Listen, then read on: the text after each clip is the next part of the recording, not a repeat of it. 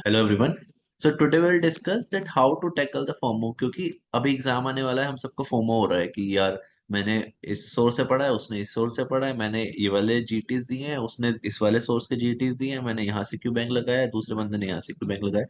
तो इसको टैकल करना बहुत जरूरी है ना। क्योंकि इस थॉट के साथ अगर हम अपने प्रिपरेशन में आगे बढ़ रहे हैं तो फिर हम अपना 100% नहीं दे पा रहे। ओके, तो first of all what you should understand is कि there is a rule called 20-80 rule.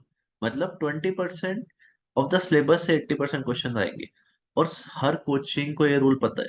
तो सारे सोर्सेज जो है वो 20% जो इम्पोर्टेंट सिलेबस है उसको कवर करता है अपने नोट्स में।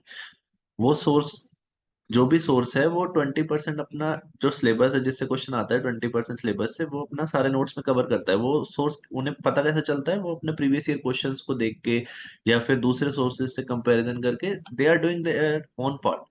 है ना, वो देख के चल रहे हैं कि आपका जो 20% इंपॉर्टेंट सिलेबस है वो कवर हो। क्योंकि देखो एमबीबीएस का सिलेबस इज सो वास्ट, तो वो तो आप पढ़ ही नहीं सकते।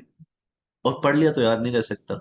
इवन जिन्होंने टेक्स्ट बुक्स भी पढ़ी हैं तो उनको वो याद तो है नहीं। तभी text book doesn't make a difference in your NEET PG rank, है ना। तो जो इम्पोर्टेंट 20% सिलेबस है सारे सोर्सेज में कवर्ड है। ओनली 1 और 2% का देर is a small difference. But you never know ना कि आपके सोर्स ने जो 1-2% चीज अलग पढ़ाई है फ्रॉम दैट सोर्स कौन सी इंपॉर्टेंट है ना।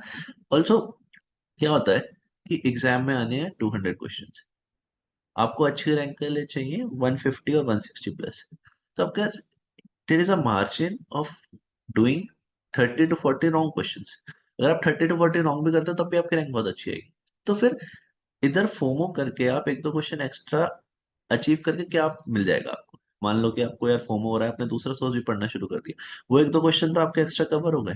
बट जो चीजें आपके नोट्स में थी वो तो आप भूल गए, मेन मेन, है ना। तो 20% सिलेबस पे ही फोकस करना है, इधर उधर नहीं भटकना। सी, हमारे नोट्स में ना सब होता है। जब हम फर्स्ट टाइम नोट्स पढ़ते हैं ना, फिर हम जीटी देते हैं, और जब हम थर्ड टाइम नोट्स पढ़ रहे होते हैं फिर हम जीटी दे रहे होते हैं, तो हमें वो मार्क्स का डिफरेंस पता चल रहा होता है। बहुत सारी बार ऐसा होता है कि हमने नोट्स पढ़े, जीटी दिया, तो हमें कुछ क्वेश्चंस लगा कि यार ये तो मैंने पढ़ा ही नहीं है। बट फिर हम जब दोबारा नोट्स रिवाइज करते हैं ना तो वो नोट्स में ही होते हैं। सो कुछ नहीं सोचना, all sources are best.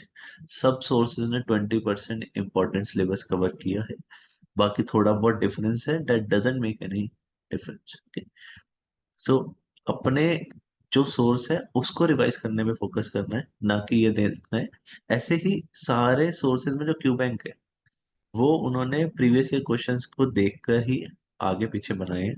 Okay, and previous year question सब में सेम है। ठीक है, सो आपने जो सोर्स ले लिया, इट एट दिस पॉइंट ना चेंज करना है ना फोमो में रहना है। क्लियर, अपना 100% देना है with that source only. I make sure कि वो सोर्स से ही आपका सिलेक्शन अच्छा हो जाएगा। ओके, सो आपने भी देखा होगा ना, कोई टॉपर है, वो किसी ने कोई और सोर्स पढ़ा है, किसी और ने कोई और सोर्स पढ़ा है, तो हर सोर्स से लोगों का सिलेक्शन होता है। तो सोर्स तो मैटर नहीं करता, है ना। एंड जो 1-2% डिफरेंस है उससे आपकी रैंक 1-2 रैंक ऊपर हो सकती है।